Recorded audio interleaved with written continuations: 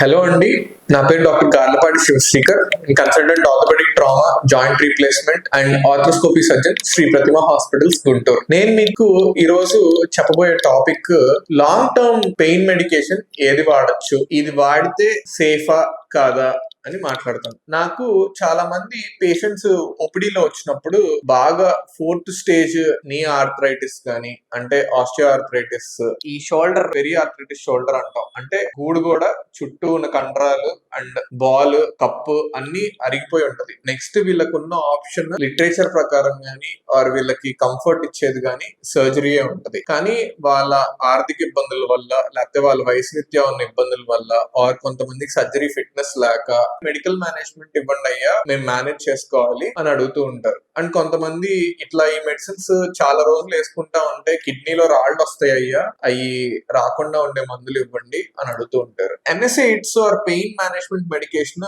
ఇట్లా long term గా ఉండే వాళ్ళకి మనం కార్పొరేట్స్ లో గానీ ఇన్స్టిట్యూషన్స్ లో గానీ 1 గ్రామ్ పారాసిటమాల్ వాడుతున్నారు. ఇప్పుడు 1 గ్రామ్ పారాసిటమాల్ అనేది అన్నిటికంటే సేఫెస్ట్ డ్రగ్. దీని వల్ల సైడ్ ఎఫెక్ట్స్ తక్కువ ఉంటాయి. ఈ పెయిన్ ఎఫెక్ట్ అనేది కూడా తగ్గిపోయి వాళ్ళకి ఉపశమనం ఎక్కువ వస్తుంది. వేరే ఏ పెయిన్ కిల్లర్స్ వాడినా, ఎసిక్లోఫెనాక్ గానీ ఆర్ సెలికాక్సిబ్ గానీ, ఎటరికాక్సిబ్ గానీ, ఎటోడలాక్ గానీ, ఇలాంటి ఏ పెయిన్ కిల్లర్స్ వాడినా దానికి సంబంధించిన సైడ్ ఎఫెక్ట్స్ దానికి ఉంటాయి. కొంతమందికి కిడ్నీలో ప్రాబ్లమ్స్ ఉంటాయి, కొంతమందికి లివర్ లో ప్రాబ్లమ్స్ వస్తాయి, ఇలా ఉంటాయి. కానీ ఈ పారాసిటమాల్ కి ఉన్న అన్ని మెడికేషన్స్ లోకి సేఫ్టీ ప్రొఫైల్ చాలా ఎక్కువ. దీని వల్ల కాజ్ అయ్యే సైడ్ ఎఫెక్ట్స్ చాలా తక్కువ. సో లాంగ్ టర్మ్ మెడికేషన్ ఏమన్నా వాడాలి ఆర్ పెయిన్ మేనేజ్మెంట్ కి సజెస్ట్ చేయండి అంటే, నేను పెద్ద వయసులో ఉన్న వాళ్ళకి, అలా ఎండ్ స్టేజ్ డిసీజెస్ లో ఉన్న వాళ్ళకి 1 గ్రామ్ పారాసిటమాల్ తో స్టార్ట్ చేస్తాను. And this is the safest drug to use.